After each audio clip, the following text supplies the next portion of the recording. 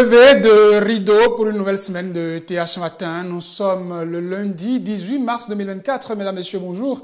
Pour vous aussi, c'est comme un compte à rebours qui est enclenché parce que, oui, il va falloir se lever et aller au-devant des défis qui sont les nôtres et que nous avons à relever pendant cette semaine si le temps ne nous attendra pas. C'est sûr, il va falloir tout au moins entamer ce que nous avons à faire. À l'heure du bilan, à défaut d'avoir tout accompli, on aurait quand même fait l'essentiel, c'est du moins mon souhait. Et faire l'essentiel, c'est déjà le meilleur moyen d'atteindre déjà ces objectifs qui nous conduiront vers l'atteinte du but. Et comme le dirait l'autre, quand on aura atteint le but, c'est qu'un jour, ça va péter. Et quand ça va péter, tu seras à mes côtés. Madame m'accompagne pour ce premier numéro de TH Matin. Bienvenue à toutes et à tous. Installez-vous confortablement. Ça va prendre du temps, un jour ça va péter, et quand ça va péter, tu seras à mes côtés. Giant.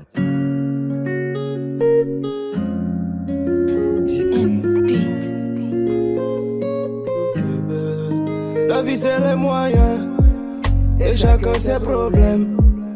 On fait des va-et-vient, des fois on ne trouve rien. Faut regarder le ciel, des fois y a pas d'oiseaux. C'est parce qu'ils sont sur terre, en train de boire de l'eau. À cause de l'argent, moi-même je suis gêné. Je n'ai rien à t'offrir, je n'ai même pas où dormir. À cause de l'argent, moi-même je suis gêné. Des fois je me demande si je mérite ton amour. Ça va prendre du temps, un jour ça va péter. Et quand ça va péter, tu seras à mes côtés. Comme y a Dieu dedans, un jour ça va péter. Et quand ça va péter, tu seras à mes côtés. Ton amour est tout mon bébé, I love you. On a beaucoup à prouver, il faut qu'on soit fou pour gérer la suite. Je suis ton pirate et c'est toi mon trésor. On vient de loin, ils aimeraient voir où ça va finir. Oh baby baby, j'ai choisi mon camp. Tu sais que c'est toi mon genre. Baby baby, j'ai choisi mon camp. Je sais que je suis ton genre et que Dieu me punisse si je fais comme les autres. Si j'oublie que c'est avec toi que je souffre aujourd'hui. À cause de l'argent, moi-même je suis gêné. Je n'ai rien à t'offrir, je n'ai même pas où dormir. À cause de l'argent, moi-même je suis gêné. Des fois je me demande si je mérite ton amour. Ça va prendre du temps, un jour ça va péter. Et quand ça va péter, tu seras à mes côtés. Comme y a Dieu dedans, un jour ça va péter. Et quand ça va péter, tu seras à mes côtés. Ça va prendre du temps, un jour ça va péter. Et quand ça va péter, tu seras à mes côtés.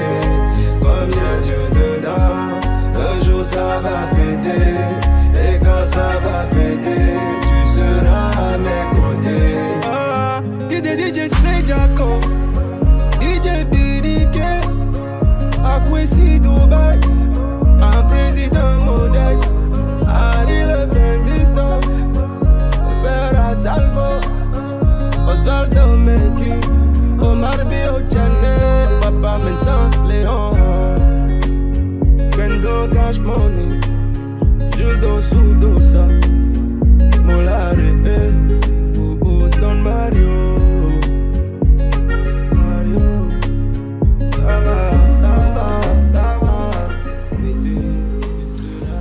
Madano, sur sa nouvelle sortie, ça va péter qu'on s'écoute déjà. Mon souhait pour vous, je l'ai dit, mesdames, messieurs, c'est que ça pète comme le veut l'artiste, même si lui contextualise ça dans un domaine que nous savons bien, qu'en matière d'amour, il faut que les moyens accompagnent. Et parfois, quand ça ne vient pas, ça ne contribue pas à l'épanouissement du couple.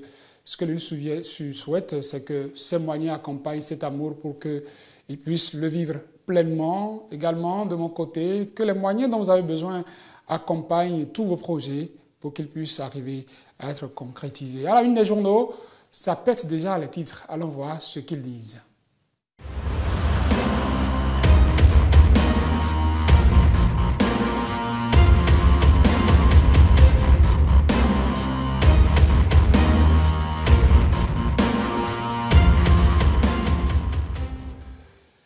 L'actualité, la Cour constitutionnelle qui a vidé le dossier code électoral relu à l'Assemblée nationale du Bénin continue de nourrir les journaux. Mais à côté de tout ça, comme d'habitude, nous allons d'abord jeter un coup d'œil pour voir ces unes des journaux qui nous proposent des informations d'ordre parlementaire. Le matin, dans les kiosques ce lundi, nous renseigne déjà sur cet événement qui a eu lieu ici au Parlement vendredi dernier. 33 couples qui se sont mariés parmi le groupe de sécurité à l'Assemblée nationale des militaires. Et nous lisons à la une, entre autres, de ce journal, célébration de mariage groupé à l'Assemblée nationale, donc le matin qui titre, le président Vlavonou, parrain de 33 couples. Un autre journal qui aborde le sujet, c'est l'événement précis, à la une de ce journal on peut lire, mariage groupé. L'événement du jour plutôt, l'événement du jour, merci à Laurel qui veille au grain du côté de la régie et qui me renseigne. L'événement du jour qui précise donc mariage groupé à l'Assemblée nationale. 33 nouveaux couples unis sous le parrainage du président Vlavonou. Je parlais de cette actualité code électoral relié à l'Assemblée nationale vidée par la Cour constitutionnelle avec les différents recours que l'institution a connu. Le matin revient à propos de cette décision titrée ce lundi matin. Conformité du code électoral avec la Constitution, la décision qui envoie les partis politiques au travail. L'intégralité de la décision de la Cour est à lire dans les colonnes de Le Matin. Le Télégramme en parle aussi, qu'affiche ce journal à propos. Suite à la décision de la Cour, Patrice Talon peut promulguer le nouveau code électoral selon Wilfried Léandre Hungbedi. Dynamisme Info. Nouveau code électoral validé par la Cour. Tous les partis, sauf les favoris, définitivement des coquilles vides.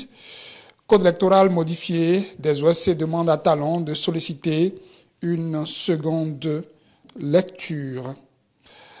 Et puis, inévitable frustration due au code électoral. Les bras de l'opposition ouverts pour accueillir les déçus de la mouvance, écrit aussi Dynamisme Info. Nous passons à la une de notre journal. Bénin Intelligent qui pense à propos du parrainage qu'il n'y a ni un mandat impératif imposé, ni une confiscation du pouvoir. Le journal, le matinal, dans les kiosques aussi, nous renseigne sur cette actualité. On pourra lire entre autres en manchette de Le Matinal. Conformité du nouveau code électoral à la Constitution. Les partis politiques désormais face à leur destin. Gouvernement, société civile, acteurs et partis politiques apprécient la décision de la Cour. À la une de l'emblème du jour, avec les nouvelles réformes électorales. Au travail, les partis politiques, titre le journal. L'UP et le Renouveau félicitent les sages de la Cour. Le Bloc républicain note la consolidation du système électoral du Bénin. Le Parti des démocrates s'indigne, réagit et alerte. La boussole, qui, à sa une ce matin, nous donne à lire, entre autres, malgré les controverses de l'opposition et des organisations de la société civile, les 7 sages valident le code contesté, les regards désormais tournés vers le président Talon. L'autre quotidien. Validation du code électoral modifié par la Cour constitutionnelle. Patrice Talon autorisé désormais à le promulguer en toute sérénité. Et la cloche de renchérir, le journal La Cloche, conformité du nouveau code électoral à la Constitution. La Cour sauve les meubles, c'est une imposture, s'exclame l'honorable Éric Ondete. Tous les partis partent sur une base d'égalité. Dixit Wilfried Léandre Hungbedi, la Cour a choisi de ne pas dire le droit. Selon FCBE, feu vert à la promulgation, lit-on en manchette de ce journal. Le coopérant dans les kiosques ce lundi matin. Conformité du code électoral au Bénin, la Cour constitutionnelle donne caution à la fidélité politique, aux candidatures crédibles et à l'avènement de grands partis. La tribune de la capitale, contrôle de constitutionnalité du nouveau code électoral. La tribune de la capitale qui affiche donc. La Cour dit non à l'opposition et donne carte blanche à l'exécutif. La réaction du Parti des démocrates est dans les colonnes du journal Le Matinal. Le journal Le Matinal, nous revenons à ça une. Pour finir, à propos d'une autre actualité, il s'agit des véhicules administratifs assujettis désormais à la taxe sur les véhicules à moteur. Le journal nous donne à lire ce matin. Impôts, les véhicules administratifs assujettis. Voici les modalités de paiement. Mesdames, Messieurs, c'est donc tout pour les quelques journaux que je retiens pour vous, pour les unes des journaux de ce lundi 18 mars 2024. À suivre le bulletin d'information, mon invité qui est déjà en studio avec moi, Mathieu Coco, de retour de cette rencontre, ce conclave du Parti Union Progressiste de Renouveau à Parakou. À suivre donc, je disais, le bulletin d'information avec Estelle Dokbonou qui prend le relais. Bonjour Estelle. Bonjour Saturnin, bonjour à toutes et à tous. Estelle, Diane, Dokbonou, nous vendons un prénom de plus ce matin. Il reste un prénom que je ne vais pas vous vendre. On garde ça? Oui. C'est ce que du côté de la régie, ça va déjà. Nous allons vendre le prénom les prochaines fois, c'est ça, non? Je ne vais pas vendre. D'accord. Je le garde pour moi-même. Ok. Donc, votre week-end a été essentiellement fait de quoi, dites-nous? Des activités privées, Saturnin. Non, quand même. Il n'y a pas que du privé à faire. Il y a quand même quelques plaisirs qu'on pourrait se faire, même si c'est officiel, on peut revenir mettre quelques touches à des endroits donnés, des sorties entre amis et tout ça, ça se comprend. Je me suis essentiellement reposée. J'étais très fatiguée la semaine écoulée. Ça c'est bien, c'est tant mieux pour nous. Nous allons avoir une présentatrice du bulletin d'information en pleine énergie tout au long de la semaine que nous allons exploiter. Et parlant de bulletin d'information, nous allons l'enclencher tout de suite.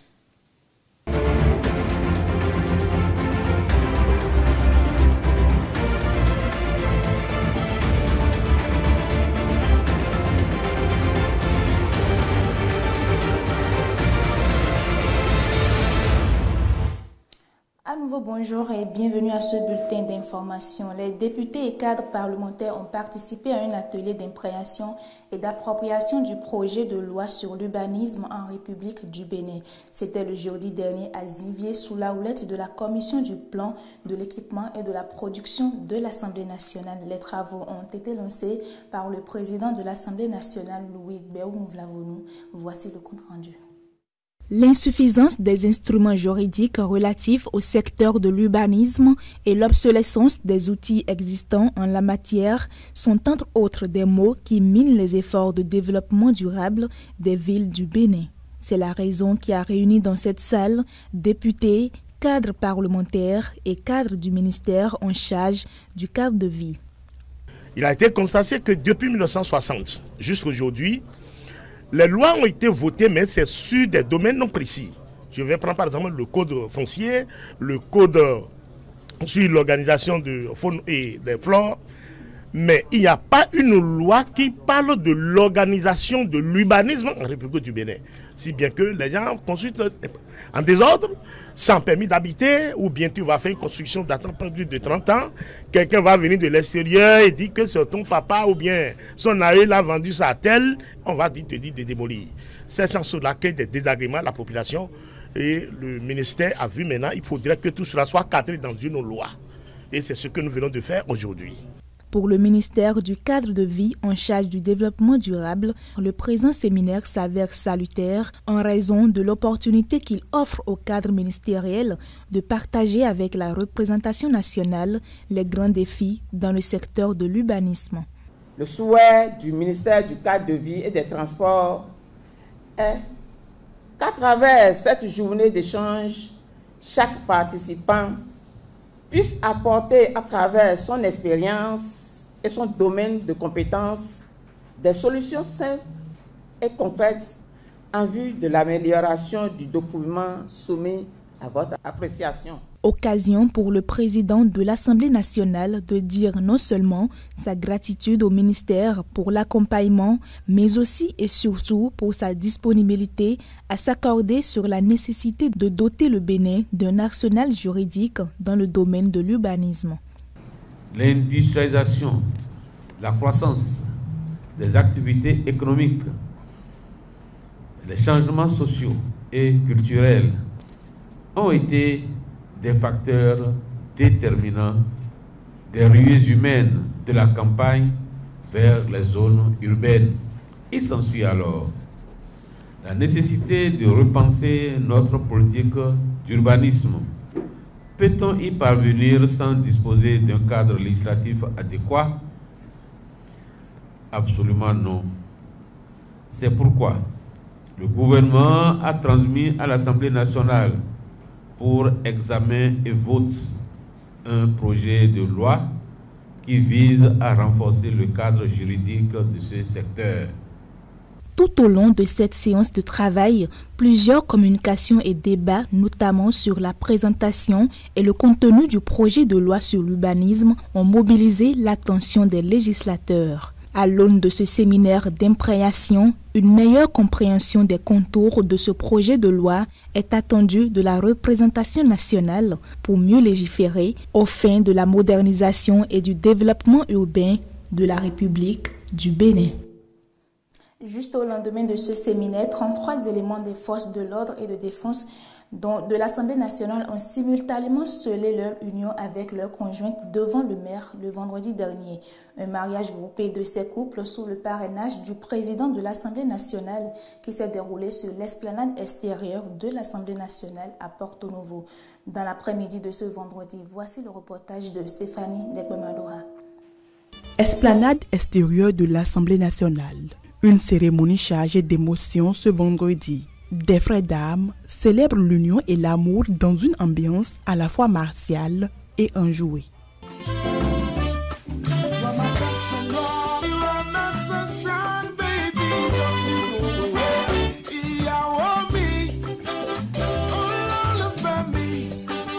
Un moment d'engagement dont l'officiel de l'état civil rappelle les implications. De 0 à 2 ans, on passe de bons moments. Entre 5 ans et 10 ans, bon, on est dans la zone de turbulence. Donc c'est pour vous dire que des moments de difficulté vont arriver. Il ne faut pas s'accrocher à ces difficultés. Il faut avoir l'humilité. La patience est pardonnée. Dans ce décor où le vert militaire se mêle au blanc immaculé des robes de mariée, les échanges de regards, de sourires, d'alliances, puis de baisers s'enchaînent pour sceller pour toujours des cœurs. Je te porte cette alliance, signe de notre amour et de notre fidélité. Acceptes-tu? Oui, j'accepte. Bébé, je te porte cette alliance, signe de notre amour et de notre fidélité. Acceptes-tu? Oui, j'accepte. Autour de ces nouveaux mariés, plusieurs personnalités politico-administratives, dont le commandant du groupe de sécurité de l'Assemblée nationale, initiateur de l'événement. Dès que j'ai présenté ce projet à un grand homme, à un homme très ouvert, Monsieur Louis Berounou Vlavonou, président de l'Assemblée nationale, il a jugé bon que cet événement soit grandiose. Je vous souhaite bon ménage, je vous souhaite surtout la chance. Je vais ajouter un autre élément, la compréhension. Que la compréhension soit le socle de vos foyers respectifs. Que l'humilité soit chaque fois avec vous. N'oubliez pas ces petits mots. Un nouveau voyage dans la vie conjugale commence ainsi pour chacun des 33 couples. Voyage que le président Louis Berounou Vlavonou parraine avec son épouse à ses côtés. Leurs mots résonnent bénédiction pendant la cérémonie. 1 plus 1 égale 1, c'est l'équation de Dieu. C'est en vertu de ce théorème que je voudrais que le premier 1 qui a pris la parole pour le deuxième 1 là, c'est cette deuxième personne-là qui va parler pour vous donner des conseils parce que vous m'avez toujours entendu tous les lundis. La seule chose que j'ai à dire aux mariés, c'est d'écouter leur époux et que les époux écoutent. En les écoutant, il faut qu'ils laissent leur portable. On ne peut pas écouter avec des portables. On ne peut pas écouter en regardant la télé. Une vie faite d'aventures partagées et des défis à surmonter main dans la main revêtent d'une importance capitale pour ces soldats dont la vie est souvent rythmée de missions. Pour finir ce bulletin d'information, parlons maintenant de l'intelligence artificielle qui évolue à grands pas dans le monde. L'Union européenne a décidé de mettre un dispositif législatif dont le but est de l'encadrer. Une loi qui a été adoptée à la majorité des parlementaires européens. Le compte rendu de Stéphanie Dekpamadoa. Vote is closed. And it is adopted. Congratulations on this seminal work. Le texte a été voté par une large majorité des eurodéputés. Malgré l'ambiance électorale qui plombe tout débat, les différents partis ont semblé taire leurs divergences. 523 voix pour et 46 voix contre. La loi vise à protéger les droits et la sécurité tout en soutenant l'innovation. C'est la première loi contraignante au monde sur l'intelligence artificielle. Les débats sur la réglementation de l'intelligence artificielle ne sont pas nouveaux.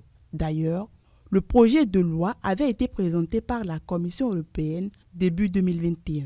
Il aura fallu cependant fin 2022 l'apparition de ChatGPT et ses conséquences bouleversantes pour relancer les débats. La diffusion de fausses photos ou vidéos plus difficiles à identifier les vraies a aidé à vite aller au consensus. Les modèles d'intelligence artificielle à usage général devront respecter des obligations de transparence ainsi que les règles européennes en matière de droits d'auteur. Quant aux systèmes considérés comme à haut risque, utiliser par exemple des infrastructures critiques comme l'éducation, les ressources humaines ou le maintien de l'ordre, ils seront soumis à des exigences plus strictes. En dehors de quelques exceptions concédées aux États, la loi interdit aussi les systèmes de surveillance de masse ou encore l'identification biométrique à distance des personnes dans les lieux publics. Voilà donc qui met un thème à ce bulletin d'information. Merci de nous avoir suivis. À demain. Merci à vous Estelle Diane Dokponon. L'autre prénom, vous avez demandé qu'on garde ça en attendant que nous ayons l'occasion de le vendre aussi à nos téléspectateurs. Je vous l'accompagne avec, je connais déjà votre suite de journée, c'est pourquoi je ne vous la demande pas, le bulletin, la préparation pour l'édition de 13h30 et tout ce qui va avec. C'est bien ça. Du courage à vous, je vous l'accompagne avec donc Madano sur Ça va péter. Bonne journée à vous. Merci Saturné, bonne émission. Nous revenons donc en plateau tout à l'heure.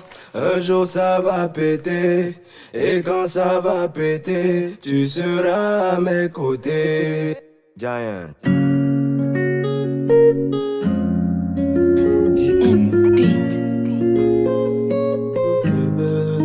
La vie c'est les moyens, et chacun ses problèmes.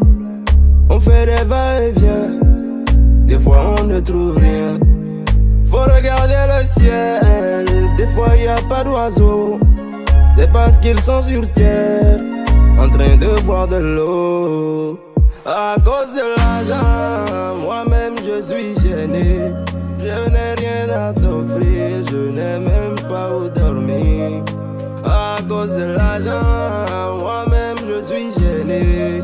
Des fois je me demande si je mérite ton amour. Ça va prendre du temps, un jour ça va péter.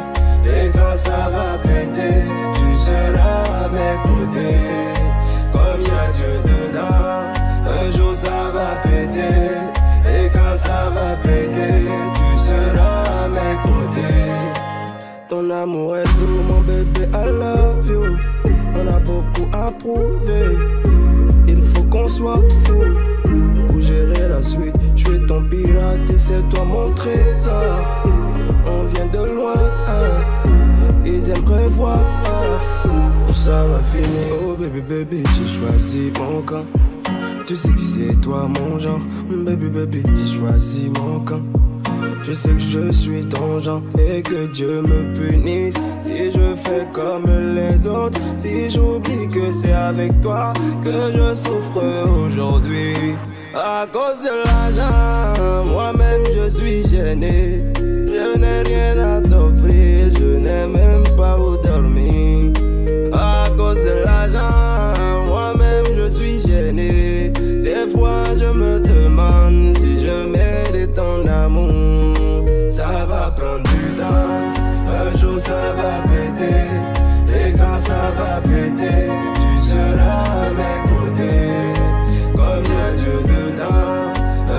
ça va péter. Et quand ça va péter, tu seras à mes côtés. Ça va prendre du temps, un jour ça va péter. Et quand ça va péter, tu seras à mes côtés.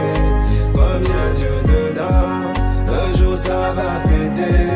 Et quand ça va péter, tu seras à mes côtés. Ah, DJ Jaco, DJ Biriké, Akwesi Dubaï, un président modeste, Ali le Premier.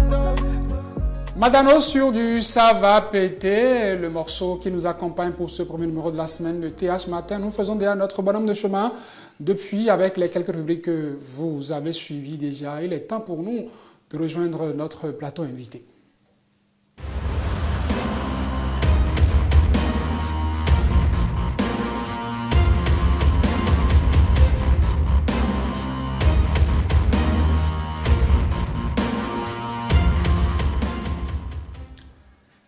Elle se bat, la jeunesse, comme elle peut, pour avoir voix au pupitre dans l'arène politique. Dans un contexte où le renouvellement de la classe politique est prôné, c'est tant mieux, pourrait-on dire a priori. Mais l'entend-on déjà, cette jeunesse? Que dit-elle déjà dans les débats politiques en cours et pour ce qui se prépare pour les élections générales de 2024? N'est-elle pas déjà absente dans ces débats, cette jeunesse? Je reçois pour vous, mesdames, messieurs, ce matin, un jeune acteur politique, Mathieu Koko, qu'on ne présente plus, membre fondateur du parti Union Progressiste Le Renouveau. Bonjour, monsieur Koko. Mathieu. Bonjour, Saturnin, comment vous allez? Je rends grâce à Dieu, j'espère que vous aussi, vous allez bien. Très bien. Je sais que vous revenez de ce conclave du parti Union Progressiste Le Renouveau qui a réuni pendant quelques jours les membres de ce parti dans la ville de Parakou. Comment déjà les travaux se sont déroulés? Très bien, le parti s'est fixé des objectifs que nous allons travailler pour atteindre donc, les toutes prochaines semaines qui vont suivre. Et déjà, est-ce qu'on peut dire qu'à ce rendez-vous de Parakou, vous avez senti une certaine ferveur de la jeunesse de votre parti? Est-ce qu'elle est associée, comme vous l'auriez souhaité, aux travaux qui ont été faits? Bien sûr, ça a mobilisé une grande partie de nos militants. Et il faut dire que cette rencontre a été sanctionnée par l'appel de Parakou qui a permis donc de relancer un appel à tous les militants partout où ils se trouvent et pour que les objectifs du parti soient atteints. Vous savez très bien que depuis quelques jours, un nouveau code électoral a été adopté, et ce qui sollicite davantage les partis politiques, ce qui sollicite davantage les militants à redoubler plus d'efforts parce que le niveau qu'il faut atteindre désormais pour partager les sièges, c'est beaucoup plus important. Donc il faut travailler et c'est pour ça que nous avions défini de nouvelles stratégies qui vont permettre donc à notre parti de s'en sortir gagnant donc au lendemain des élections générales de 2026. Vous l'avez évoqué, Mathieu Koko, le code électoral qui a été relié à l'Assemblée nationale en attendant d'être promulgué par le président de l'Assemblée de la République, en attendant d'être promulgué par le président de la République, puisque la Cour constitutionnelle l'a déclaré conforme à la Constitution. On n'a pas senti cette jeunesse participer au débat. Avant le code électoral, il y a eu un texte qui a été déposé à l'Assemblée nationale pour relier la Constitution du Bénin. Cette jeunesse est restée quasi absente, inaudible peut-être si elle avait pris la parole. Comment est-ce qu'on peut expliquer cela? Est-ce que la jeunesse est déjà dépassée par les événements avant même 2026? Oh non, je ne dirais pas ça. Avant de répondre donc même à la question, je voudrais profiter donc de cette tribune pour féliciter les honorables députés à l'Assemblée nationale de notre pays, féliciter aussi tous les acteurs politiques qui ont contribué à la concrétisation donc, du vote de cette loi portant code électoral dans notre pays, parce qu'il faut le reconnaître, c'est audacieux. Ils ont fait preuve de beaucoup de courage parce que ce n'est pas facile de se rendre difficile la tâche pour aller à la conquête donc, des sièges et du pouvoir. Donc s'ils l'ont fait, c'est parce qu'ils savent qu'il faut oser, il faut travailler pour devenir grand. Dire que la jeunesse a été muette sur la question, je ne crois pas. Vous savez qu'il y a de cela quelques semaines, bien sûr, il y a eu une sortie de la jeunesse de la mouvance présidentielle qui a donc, qui s'est prononcé sur l'actualité politique. Il faut comprendre juste que nous avions compris que la question touchant donc le vote de la loi sur le code électoral, y compris même la révision de la Constitution, c'est beaucoup plus un travail de lobbying, de consensus qu'un travail de terrain. Et il était question beaucoup plus de chercher le consensus autour de ces lois à l'Assemblée nationale. Et ceci, ça s'est beaucoup plus joué dans les états-majors des partis politiques. C'est ce qui a fait que une sortie ou pour faire des appels ou bien pour dénoncer, encore que nous n'étions pas du tout dans une position de dénonciation.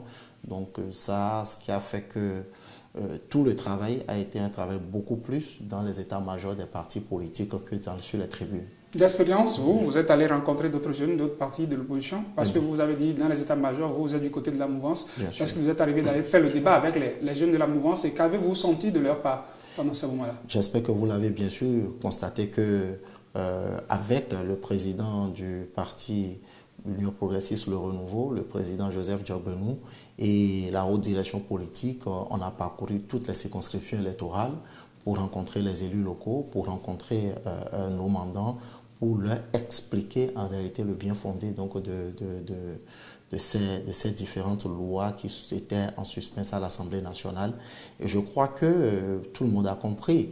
Les élus locaux surtout avaient besoin d'informations, ce qui était capital, parce que beaucoup pensaient que voilà, donc on était en train de vouloir modifier les lois pour s'éterniser au pouvoir.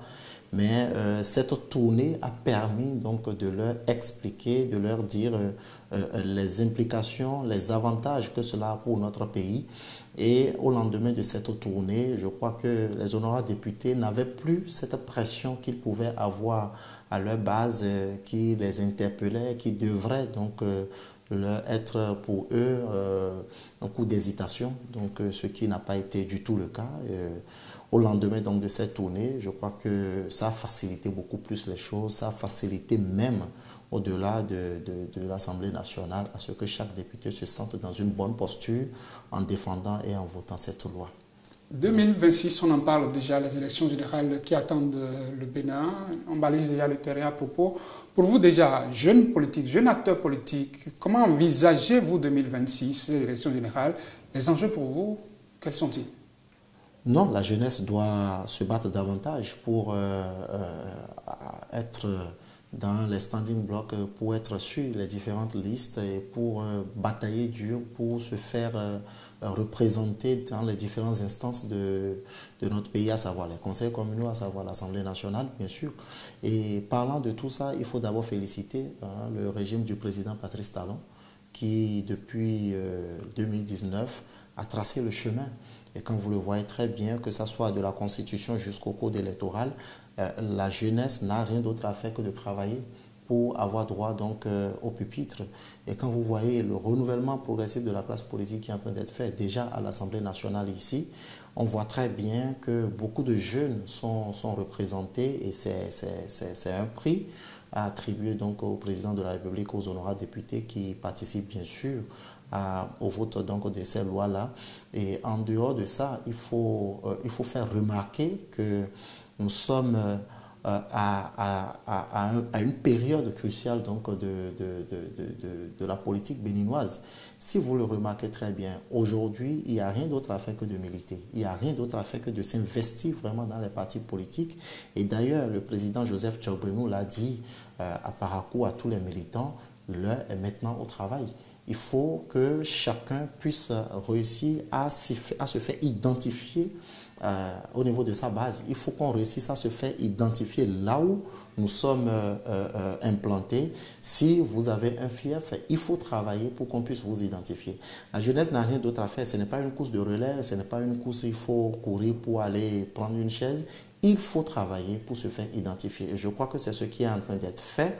Et chaque jeune doit savoir désormais que telles que les lois sont, aujourd'hui, à travers la Constitution, le mandat de député est limité. Je crois que c'est un mandat renouvelable 2 fois, bien sûr. Le mandat du député est limité. Ça, c'est une chance aussi pour la jeunesse. Ça permet donc à la jeunesse d'espérer et de savoir que nous sommes proches et il faut travailler.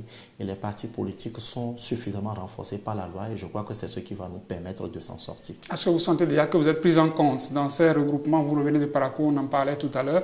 Est-ce que pour que la jeunesse puisse déjà être positionnée sur les listes, parce qu'on a beau vous demander d'aller travailler, à la fin, la loi commence par accorder une certaine suprématie, on en parlera tout à l'heure aux partis politiques. Est-ce que vous sentez qu'il y a cette part qu'on vous accorde dans le débat sur les listes, dans tout ce qui est en train d'être projeté? Est-ce que vous sentez que vous êtes associé, que vous êtes pris en compte? C'est comme je viens de le dire tout à l'heure, il n'est pas à attendre à être associé. Il faut travailler sur le terrain. Il faut que votre parti sente que vous êtes en train de mouiller le maillot. Il faut que chaque fois quand vous prenez la parole, chaque fois quand vous représentez votre parti politique, qu'on sente l'engagement et la détermination pour votre parti politique. Il n'y aura pas de magie. On ne peut pas vous prendre de serpent pour venir vous faire positionner à Porto Novo pour que vous bénéficiez du fruit du travail des autres. Donc, il faut impacter votre terrain, il faut impacter. Je dis que pour ce qui est de l'Union progressiste, le renouveau, je crois que la jeunesse, la pêche lui est largement tendue et il ne reste qu'à la jeunesse de la saisir. Et là où nous sommes, la jeunesse est associée presque à tout. Et à tout, je dirais, à toutes les rencontres du parti, à tout ce qui concerne donc la mobilisation du parti, la jeunesse est fortement associée. La belle preuve en est que Parakou a mobilisé beaucoup de jeunes aussi, aux côtés des aînés pour apprendre. Parlant des années de leur dictature, ils ont dit renouveler la classe politique, c'est vrai, mais c'est pas facile de passer la main facilement. La jeunesse pour dire, bon, ok, nous on a fini déjà, j'ai déjà fait 3, j'ai déjà fait 4 mandats, Mathieu Koko, prochainement c'est vous qui serez sur la liste. À un moment où j'avais commencé par le dire, il y a une certaine suprématie qu'on accorde aux partis politiques pour les parrainages à venir, l'élection présidentielle de 2026, par exemple, il est interdit à un parrain d'accorder son suffrage à un autre candidat que celui désigné par les partis politiques. Parlant déjà de cette suprématie des partis politiques, de la dictature des aînés, est-ce que ça ne vous étouffe pas déjà dans le feu? Non, je ne dirais pas que ça étouffe et je ne parlerai non plus je ne parlerai pas de dictature au niveau des partis politiques. Je crois que ce sont des règles qui permettent, qui organisent beaucoup plus la discipline au sein des partis politiques. Cette discipline, c'est que ceux qui en paient les prix, c'est souvent les plus faibles. Les jeunes, ceux qu'on dit, bon, ils sont en train d'arriver, ce sont les jeunes pousses, on peut les garder encore, on peut leur permettre, on peut se permettre encore certaines choses avant de chercher à les associer, de passer le relais. Non, de toutes les façons, la loi oblige aujourd'hui à ce que certaines personnes, même s'ils sont les plus influentes de leur localité, ne s'éternisent pas à certains postes politiques. La loi favorise cela. Et comme je le disais, on ne parlera pas du tout de dictature. Disons que il faut que les partis politiques, il faut que les acteurs politiques soient disciplinés. Il faut que nous sortions du marchandage politique. Il faut que nous quittions désormais, nous fassions le pas, d'accord, pour amener un peu plus d'éthique dans le secteur politique. Je crois que le fait d'interdire qu'un parrain ne parraine pas un autre candidat en dehors de celui de son parti politique d'origine, je crois que c'est une très bonne chose. À partir de ce moment-là, vous savez, vous avez vécu les événements de 2021 avec nous où des élus pensaient donc qu'ils ont signé leur parrainage pour quelqu'un et que quelqu'un a pris et puis des trucs comme ça. Ça fait même l'objet d'un recours à la Cour constitutionnelle. Je crois que c'est pour éviter ces genres de situations, il faut que le parrainage soit organisé. Vous ne pouvez pas, même si la liberté d'être d'un élu lui permet de parrainer qui il veut, il faut la discipline du groupe. Il faut renforcer le parti.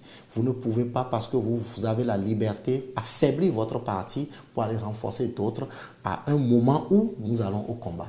Je crois que c'est très bien pensé. Ça va faire que l'acte de parrainage ne sera plus vu comme un pouvoir suprême ou à partir duquel on peut même, je dirais, faire du chantage à son propre parti politique. Moi, je pourrais dire, je vous donne un autre exemple, ça c'est pour la présidentielle. Oui. Au niveau des conseils communaux, oui. Vous avez été élu, vous avez bien envie d'être le maire, le prochain maire. Oui. Mathieu Koko, vous avez des ambitions, oui. Comme d'autres de votre parti politique.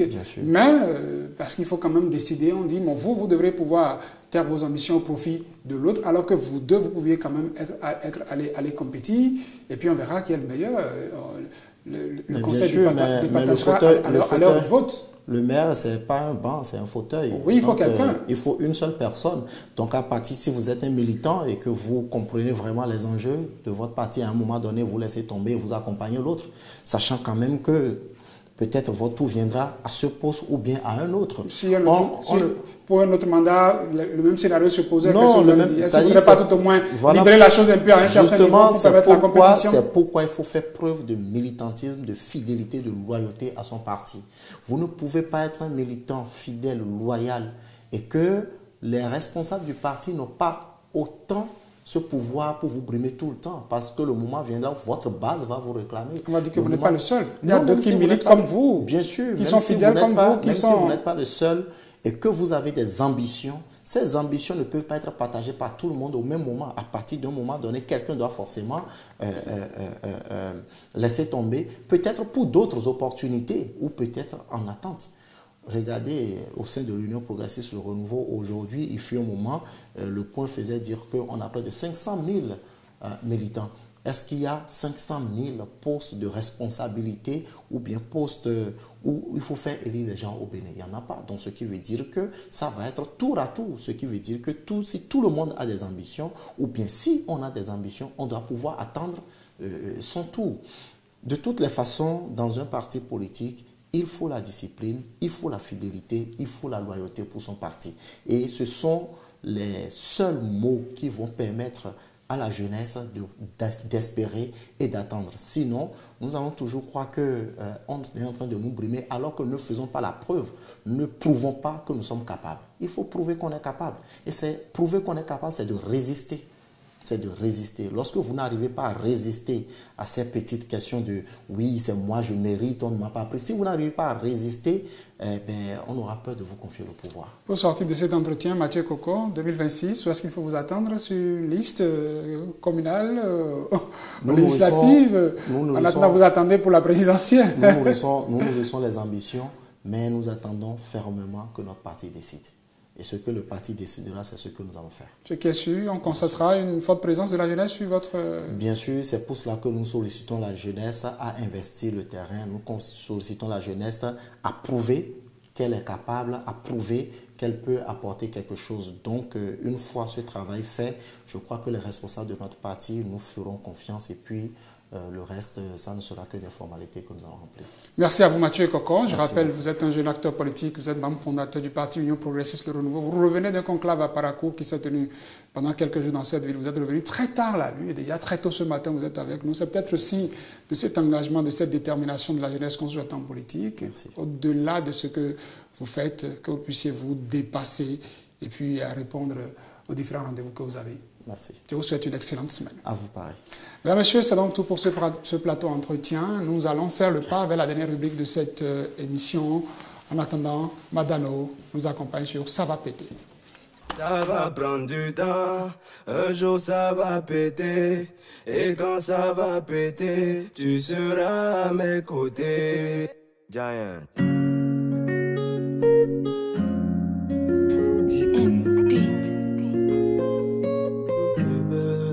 La vie c'est les moyens et chacun ses problèmes. On fait des va-et-vient, des fois on ne trouve rien.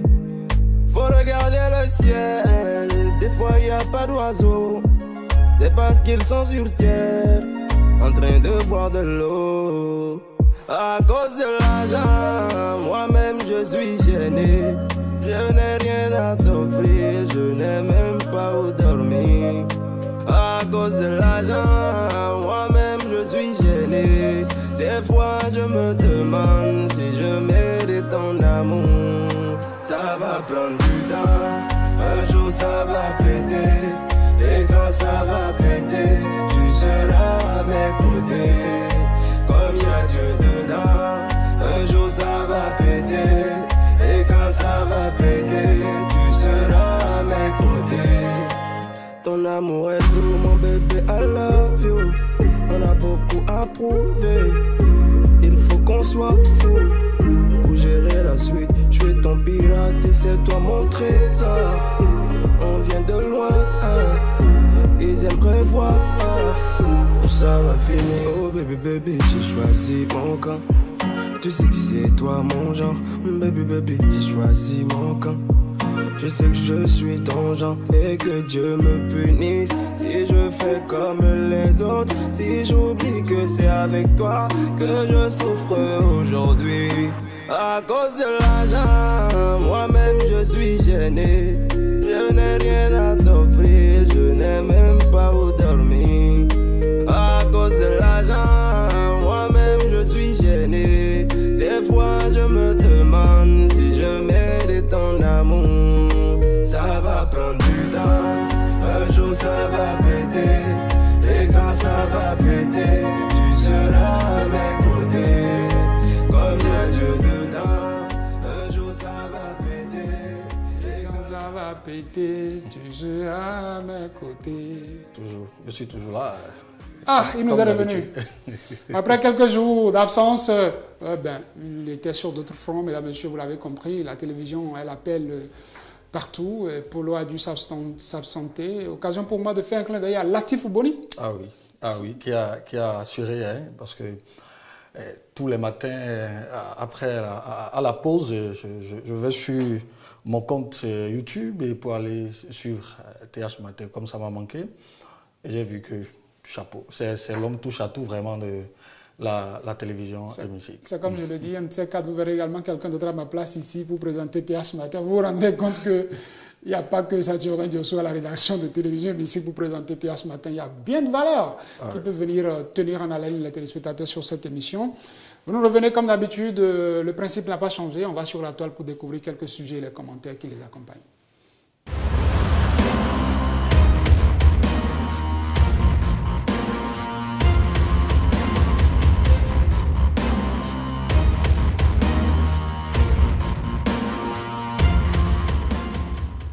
Sur la toile, donc, le sujet passionne, il continue de passionner les Béninois. Révision du code électoral du Bénin, la révision soumise à la Cour constitutionnelle qui a vidé le dossier Polo Aouno.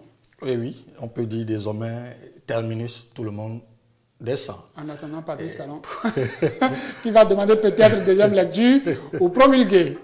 On attend. Je pense qu'il n'y aura pas de deuxième lecture, parce que je pense qu'il n'y aura pas de deuxième lecture. Cette actualité qui a retenu toutes les attentions pendant plusieurs jours, nous avons eu droit à beaucoup de débats de sachants et qui sont d'un bord et de l'autre côté. Chacun s'est défendu. Participe à l'animation de la vie politique. Voilà. La démocratie aussi. Et ce qui a beaucoup impressionné, c'est cette innovation au niveau de la Cour constitutionnelle qui rend désormais public et contradictoire les débats sur les recours. Parce que nous avons suivi, ceux qui ont effectué le déplacement ont suivi.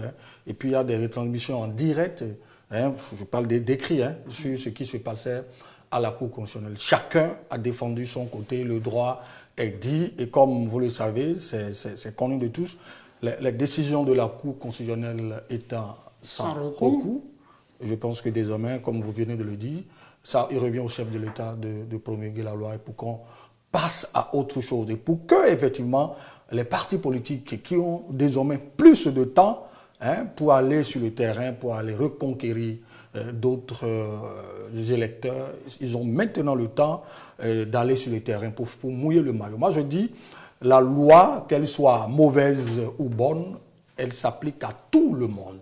Et en l'état, je pense que les cartes sont redistribuées et chaque parti politique aujourd'hui doit aller sur le terrain travailler pour que, enfin, en 2026, nous ayons des partis politiques vraiment qui sont représentés sur toute l'étendue du territoire national. Je pense que c'est l'objectif. Vous avez compris la position de Polo. S'il était à l'Assemblée nationale, le juge Lacan va dire qui sont ceux qui votent pour. Il va faire comme ça. Ils votent pour. Alors, l'information sur la page de l'ORTB, on a pioché qui a mis urgent. Le Bénin se dote d'un nouveau code électoral. Le document modifié le 5 mars 2024 à l'Assemblée nationale est déclaré conforme à la Constitution ce 14 mars. La haute juridiction a validé le texte après avoir statué sur une douzaine de recours. Après cette décision, le nouveau code électoral sera promulgué par le président de la République, Patrice Talon, qui avait lui aussi saisi la Cour constitutionnelle pour le contrôle de conformité. Et puis, on va, comme d'habitude, on va lire quelques commentaires des internautes. Et puis, le tout premier commentaire que nous avons choisi ici est de Marcel Dioptan qui dit tout le monde descend. Voilà une affaire qui est définitivement réglée. BR, UPR, LD et ses alliés, mettez-vous au travail. Le chef a mis fin au désordre qui s'observait depuis des décennies. Et puis Franck Hilaire qui met le pays nous appartient à nous tous. On respecte les décisions prises par les institutions de la République et on applique les mêmes lois à tous. Les positions occupées par les uns aujourd'hui ne seront pas forcément celles qu'ils occuperont demain. Avançons seulement. Et puis Djidjoko Saïzonou qui met bien que cela soit déjà prévisible, je crois que cette décision, il vous l'a écrit, de la Cour est la meilleure des choses qui puissent arriver pour que chacun se mette au travail et montrer de quoi il est capable plutôt que de crier sur tous les toits. Et puis Delmas Douglas Thierry qui met l'oiseau qui appelle la pluie ne manquera pas d'être mouillé également. Restons calmes pour ce code électoral validé par la Cour. Il suffit que l'opposition bloque une circonscription et la mouvance rate les 20% et le problème est réglé. Lui, c'est sa compréhension du code électoral. Moi, je pense il faut aller chercher 10% voilà, au plan national, il manque d'informations. Et revenir au plan local. De circonscription législative. Pour chercher et si en temps, il y a des accords de législature. Oui, c'est que désormais, c'est des 10% qu'on ne fait pas partie. Voilà. Il faut aller. Nous aurons le temps de lire tous ces documents, de décortiquer, de comprendre tout ça, parce que être bon citoyen, c'est aussi maîtriser les textes qui régissent le fonctionnement de nos institutions, des organes de notre pays en général. Donc, pour l'heure, nous passons à un second sujet. Le second sujet, notre compatriote, oui. notre frère Kémy Séba, qui a posé un acte et qui a fait vibrer, j'allais dire, la toile ce week-end, vous le connaissez, notre frère panafricaniste qui depuis quelques années mène une lutte. Je mène une lutte, j'allais dire, et bon, il y en a, il y a certains qui critiquent la façon de mener cette lutte, mais c'est lui seul qui sait les objectifs qu'il cherche. Mais cette fois-ci, il est allé en France. Vous savez, je ne vous apprends rien, que la France a engagé le processus pour lui retirer la nationalité française. C'est en réponse à ce qu'il a appelé affront de la France qu'il est parti en France pour faire un meeting au cours duquel il a brûlé son passeport français. C'est très fort. Je crois que c'est des choses qu'on n'aurait pas souhaité vraiment voir des gens brûler des documents officiels comme ça. Mais le panafricanisme, c'est aussi sur ce terrain que Kémy Séba a choisi de se lancer. On se rappelle le billet du franc CFA qui a été brûlé à l'époque et qui a fait le tour du monde. Cette fois-ci, ce sont d'autres images. Pour là, on y va. Allez, c'est sur la nouvelle Tribune Info que nous avons pioché cette information qui met vidéo. Kémy Séba brûle son passeport français. Kémy Séba, militant panafricaniste bien connu, vient de faire une déclaration forte et symbolique en brûlant publiquement son passeport français. La vidéo de cet acte a rapidement circulé sur les réseaux sociaux, suscitant des réactions passionnées et ravivant les débats sur la lutte anticolonialiste et l'identité africaine. Dans cette séquence captivante, Kémy Séba s'adresse à une foule fervente, déclarant que le passeport français n'est pas un os donné aux Noirs comme s'ils étaient des chiens. Avec des mots empreints de passion et de détermination, il proclame sa liberté en tant qu'homme noir, africain et béninois. Cette action ne peut être interprétée simplement comme un acte symbolique, mais comme un rejet catégorique des politiques qu'il estime néocoloniales et discriminatoires de la France. Votre passeport, c'est Kémy Séba qui dit ça, votre passeport, ce n'est pas un os que vous nous donnez comme si les Noirs étaient des chiens. Je suis un homme noir, libre. Je suis un Africain libre, je suis un Béninois libre, a lancé le militant panafricaniste franco-béninois devant une foule de partisans qui criaient son nom tout au long de son intervention. Il faut rappeler, comme je l'ai dit au début de l'émission, que cette scène intervient quelques jours après sa réaction à la procédure de perte de nationalité française initiée contre lui. Bon, on ira Si la les choses, parce que permet, c'est vrai que le débat se fera, cet auto-da-fait de Camille Seba qui veut son passeport français. On pourrait revenir là-dessus après, parce que vous êtes né dans un pays, vous avez du droit à la nationalité de ce pays. Peut-être que plus tard, il y aura des développements, on ne sait jamais. On y va rapidement, donc, Polo, comme vous aviez dit. On suit la séquence, proposez-vous. Oui, vidéo, oui, c'est juste rapidement quelques secondes. Quelques secondes de la séquence vidéo et puis nous revenons sur le plateau.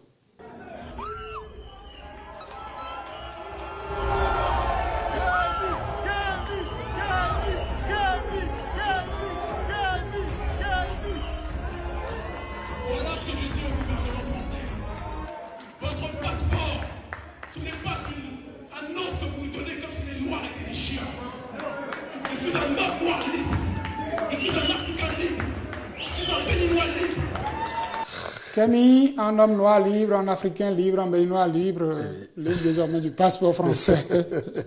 Et les commentaires pour le baron Nassis qui met, il n'a rien fait. Il sait que la France veut lui retirer. Cela n'a plus d'importance car la procédure du retrait est déjà engagée.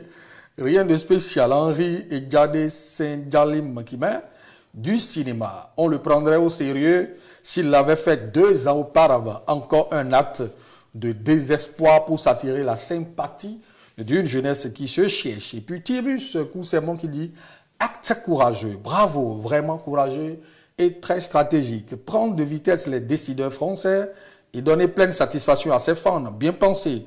Conséquence logique, il doit rentrer de lui-même en Afrique et ne pas attendre une probable expulsion. Note, je ne suis pas un de ses fans. Et puis, Deo Gracias, c'est une exagération ce qu'il a fait. Moi, je vois même un manque de respect à toute une nation. C'est comme brûler un drapeau. Sa lutte est certes noble, mais la méthode est un manque de respect pour sa propre nation, puisqu'on le veut ou pas, il est français.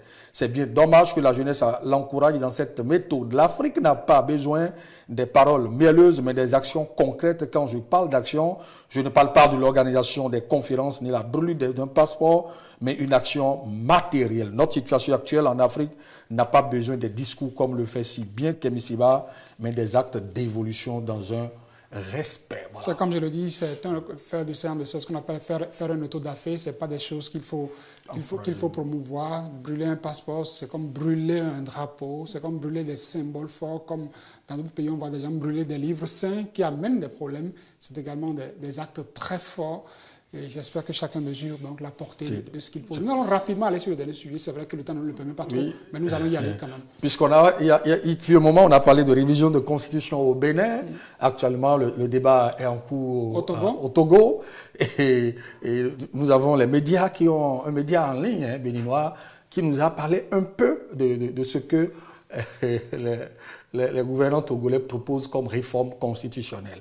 Et pour ne pas perdre assez de temps, c'est Bénin Web TV qui met tout savoir sur la nouvelle constitution en gestation. À la veille des élections législatives et régionales prévues pour le 20 avril 2024, les députés togolais, dont le mandat a pris fin en 2023, envisagent une réforme constitutionnelle majeure proposée par un groupe parlementaire. Cette initiative vise à instaurer un régime parlementaire renforcé, marqué par l'ascension du Premier ministre qui sera rebaptisé président du Conseil des ministres.